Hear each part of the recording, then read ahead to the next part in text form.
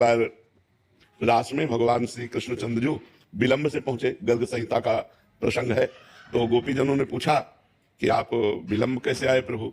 तो उनका हमारे गुरु दुर्वासा जी आए हुए हैं जमुना के पल्ली पार, तो उनके दर्शन करने गए थे। तो उनका जब आपके गुरु आए तो हम भी उनके दर्शन करने। तो बोले संतों के पास जाए, गुरु के पास जाए तो कुछ पान पुष्प फल जो भी उपस्थित हो वो देना चाहिए। तो सब गोपियों ने सुंदर थाल में कचौड़ी पकौड़ी पुआ गुलगुला बहुत से ऐसे जो ब्रज के मिठाइयां हैं, माखन मिश्री, ये सब ढेर सारी चीजें लेकर, और हजारों की संख्या में गोपियां थी। तब उन्होंने कहा कि हम यमुना पार कैसे होंगे? तो उनका यमुना जी से कह देना यदि श्री कृष्ण अखंड बाल ब्रह्मचारी है तो मार्ग दे दे।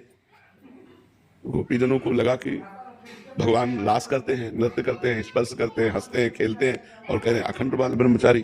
तो यमुना जी के पास गए और कहा भगवान श्री कृष्ण यदि अखंड बाल ब्रह्मचारी है तो मार्ग दे दीजिए। यमुना जी ने मार्ग दे दिया।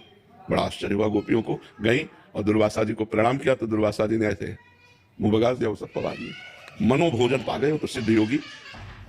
अब जब वापस होने लगे तो बोले प्रभु यमुना पार कैसे जाए? तो उनका कैसे आई? बोले श्री कृष्णचंद्र जी ने कहा था यदि अखंड बाल ब्रह्मचारी हो तो यमुना जी मार्ग दे दे। तो यमुना जी ने मार्ग दे दिया। तो बोले कह देना यमुना जी से कि दुर्वासा दूब के रस के सिवा अपनी जबान में अगर कुछ ना रखते हो, आप जानते हैं, तो मार्ग दे दीजिए। अर्थात केवल दूब का रस पीते हैं।